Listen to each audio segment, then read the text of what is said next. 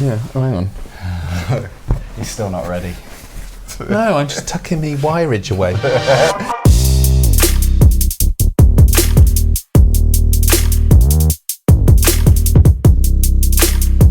So it's been a long time coming.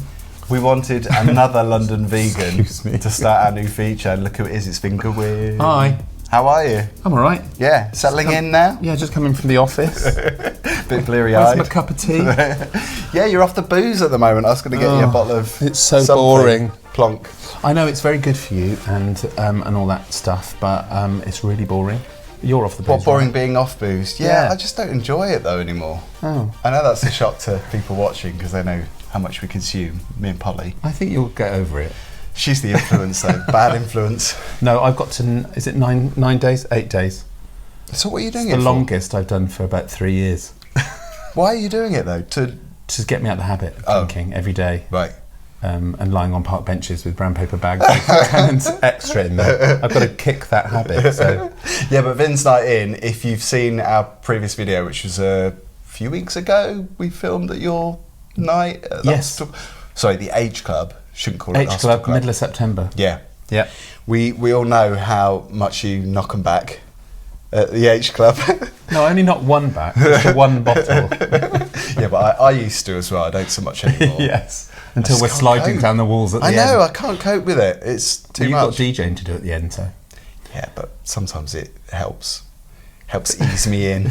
Oils the wheels. I've got to do another one in October 19th, booze free. Yeah, that's going to be a It's going struggle. to be the most boring. No, it's not. It's going to be, I'm going to just pretend to be drunk. That's what I do. We should perhaps explain why we're doing this, because we wanted to do this a few weeks ago, but YouTube was playing up, so we didn't actually do it because we had technical problems. Our live broadcast. Yeah, Got everyone when it around the tits up. world all geared up at their computers, and then And Judy Zook. Judy Sook was there. People in Seattle, Vancouver, Yeah. Australia. They were all poised. We should say that you have been a vegan for how long? 2 years? 2 years, I think. Yeah, just over 2 years. So what made you go vegan? You forced was me it? into it. No, Because it was Polly a made me mixture. go vegan. No, it was a mixture of things actually. Originally, I went vegetarian from being on holiday on our honeymoon. Mark came back with a tan, and I came back a vegetarian. Wasn't it the dogs or something? That Yeah, you it was we were in Vietnam, and there was lots of dog meat restaurants, and you have to look it up before you go to make sure that you're not eating dog. So we looked up the thing, and you could just see it everywhere on the signs, and we went past, and everyone's going, "Oh, that's disgusting." This is the north of the country, and everyone's thinking, "Oh, that's really disgusting." And when you're shopping, you can hear dogs yapping, and they're like in cages that are near the restaurant or down little alleyways. You can see all these dogs, and you can tell the type. They're like little short, fat ones with short legs, and you think, "There's someone's dinner."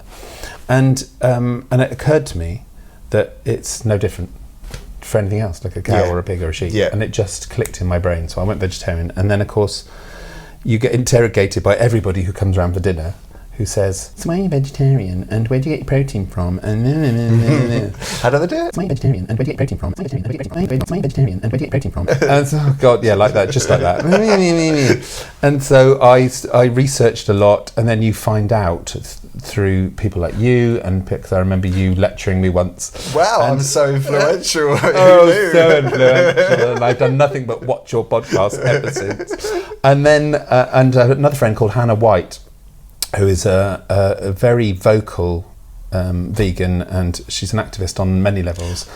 I saw her on social media just yesterday. I think she liked one of our posts or something, so it must be the same person. Oh, she did, yeah, she'll follow you. Yeah, she's a singer-songwriter activist. She runs the Sound Lounge music venue. That's right, it's the same Hannah, yeah. Yeah, because you went down there. Yeah. And her husband is a really good vegan cook / chef.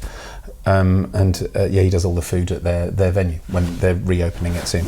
So she told me lots of information, and we used to sort of compare notes about, because I once remember saying, wine's not necessarily vegan. She said, "Don't tell me." I remember those days, but now she's very staunchly vegan, and and today, actually, if you follow her, Hannah White, it's very interesting. She's made soap powder using conkers. What? I know, you can make them, and she bashes them up and she tells you what to do and she dries them out and then you use that and then you soak them and then you put it in your wash and that's and you can make soap powder out of conkers. So it cleans clothes? Yeah, because she's trying to go plastic free and all of that. I don't know how she finds time to do all this stuff, but she manages to go plastic free. All of that stuff. That's amazing. She's all for the planet, that one. They closed, didn't they? And they've reopened? They didn't. No, they haven't reopened yet. They've just got their licence and they're just in the process of reopening down in Sutton. So it's a brilliant venture that they're doing. They're trying to go zero carbon and all that sort of stuff. I can't keep up with Hannah. I literally can't. I keep thinking I always feel guilty about something when I talk to Hannah, like I'm not doing it, like I've got too much plastic on me or something. But between you and Hannah, you were a very good influence, and because you did some.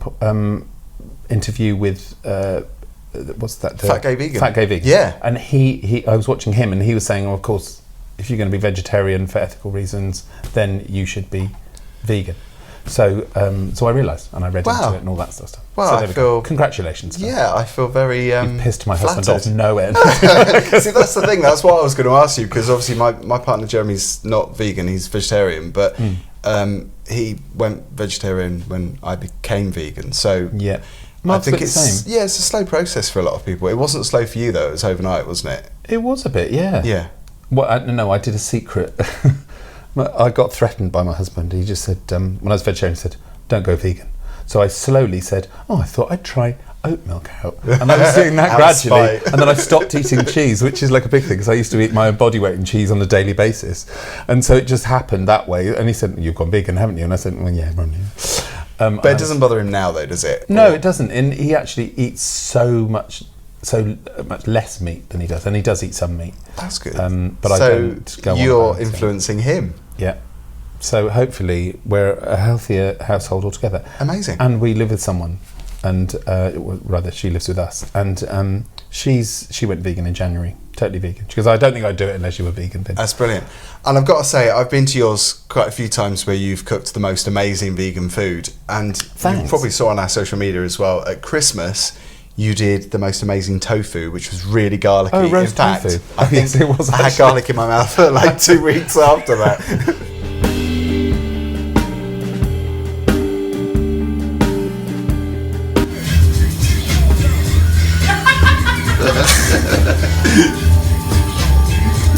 You wouldn't put it past you? I would as well.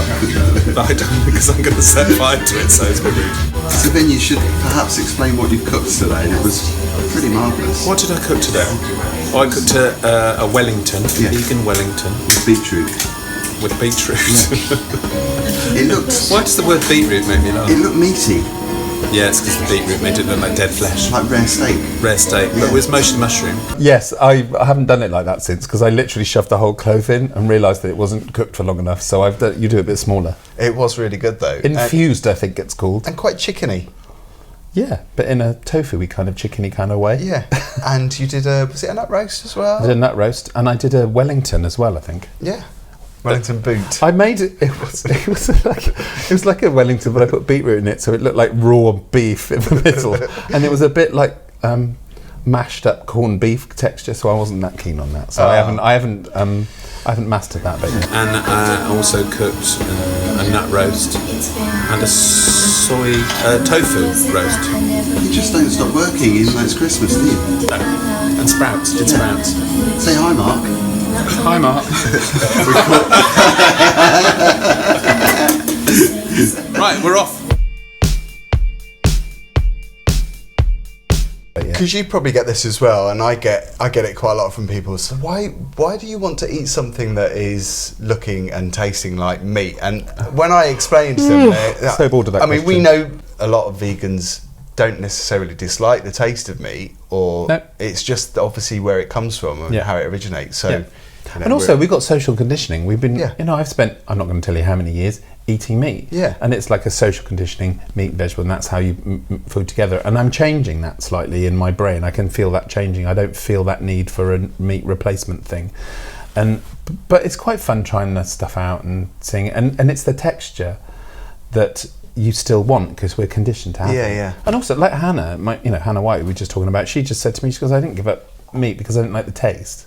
I gave it up for all those other reasons. Yeah, I think a lot of people are the same. And who cares anyway? Yeah. What's it to you? If there's no dead animal in it, I don't care. Yeah, exactly. That's what I think. And there's certain things that I don't remember and I don't necessarily like the taste of it. I mean, we're going to do some taste tests later. I'm so looking forward to that. So make sure you subscribe and click the bell if you haven't already, because those are coming up.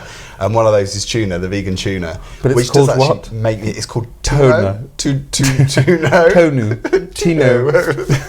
Anything that's vaguely like the name but not. But Tina. Soya protein. But apparently it does make you, some people... Makes you what? Just rich.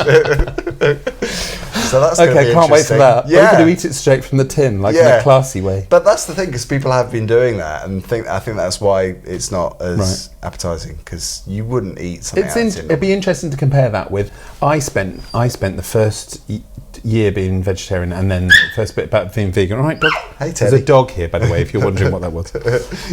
Is a small puppy. Well, not so small anymore. Is trying to make things that were the equivalent. Hello. Oh, there we go. He wants to be in shot. Hello, you want to be loved. Making things that are that replacement, but not having them bought off the shelf, because I didn't know they existed. Yeah. So I made like tuna out of like mashed up chickpeas and what you put in it. Yeah, and you put nori in, the seaweed. Oh, I didn't put nori in because I've never heard of nori. You didn't tell me about that. God damn it!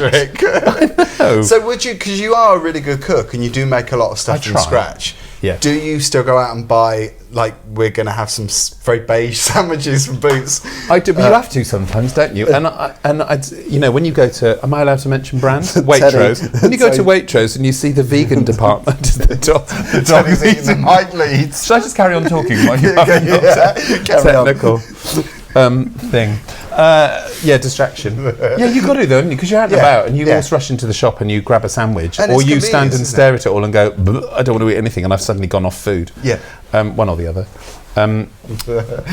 But you have to eat something at some point. Crisps. I love crisps. It's like Teddy's now eating my ankle. Oh, good boy. He's off. So you've enjoyed it, and you won't be going back anytime soon to eating meat and dairy. People keep asking me that as well. Yeah. So, do you think you'll be vegan? Of course, I don't know, but I don't want to. We mentioned the convenience thing. Yeah. I don't think there's an excuse for people not to be vegan now, because it's so much easier. It is easy, and actually eating even if you haven't got stuff off the shelf, it's easy. It's eating out that's hard. And obviously we have to now because of the environment. It's the climate change have to eat thing. Out? Well, we have to do that as well. We have to eat out on a daily basis. Oh, I'd love to eat out on a daily, the environmental thing. And of course people will always have an argument in your face why it's a lot of rubbish and global warming. Do you get a lot of stick from people? Not anymore, actually. Right. Because you don't post about it? Or? Don't post, I don't go on about it, and I occasionally say, oh, look at my dinner and it's vegan, and I tend to put hashtag no meat, no dairy. Yeah. Because if you put the word vegan, everyone goes, swipe. Well, you know my favourite joke. How do you know vegans in the room? Because they'll tell you. I've got another one, which is the newspaper headline, top news, vegan finds second topic of conversation, which is also my favourite. But that's the reason though, isn't it? Because we like to talk about it because it's such an important thing. And I think you have to tell people a lot of the time as well. Well, if you're going around someone's house for dinner, you can't say, oh, by the way, I'm vegan, when they're serving you a great cheese beef Wellington. And they go, why didn't you tell me? It's because if I tell you, you'll go on and telling you. So, yeah. We should mention what you do, because you are a very talented singer-songwriter and host. Am I? Events Night In, you are. We filmed a couple of videos at your night, which I DJ at, which I'm very found on YouTube the other day, the one that you did 3 years ago. Oh. The 6th birthday. Have things changed? You interviewed all the people. We're sober now. Of course, I look younger and much more handsome. My cholesterol levels are much lower than they were then. It is a brilliant night, though, and we do have fun there. We do. We probably have less fun on the next one because we won't be drinking, but everyone else will have fun. What's this one? Oh no! I can just go now, right?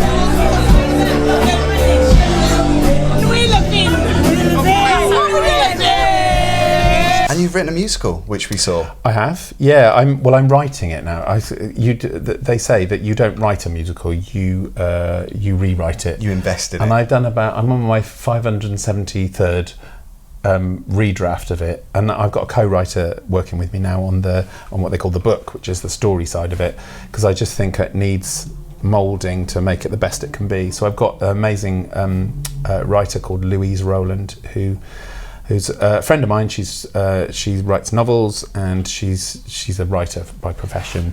And it's so good. And so hopefully it's going to be much better. Yeah. Than Is the it one still you called saw. the same thing? Is it It's still called A Small Life. Small Life? Yeah. I'm very proud of it. It's one of the things I'm most proud of in my life, actually, because I'm always thinking things are a bit rubbish, but I was really proud that I managed to get this thing from my brain onto the paper and onto a stage with some amazing actors, incredible actors who just brought it to life. And you think, oh, well, this whole world I've created.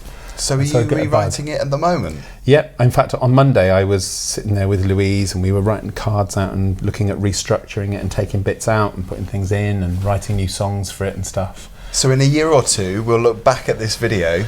Yep. And realise, when it's a And massive I'll be musical, so West End musical. famous, so huge, Yeah. Phil, I won't talk to you anymore. You won't want to know me, and you won't be vegan. I'll do that thing, go, who are you? And walk on and go and talk to Andrew Lloyd Webber, who will be my best friend. Well, I'm looking forward to our taste test videos. So am I. Yeah. I can't wait. Eating all that nutritious... One, because I'm starving. ...beige food. we should don't drop it on the carpet, you won't find it. So make sure you subscribe if you haven't done already, and click the bell to see more of Vin Goodwin. Oh.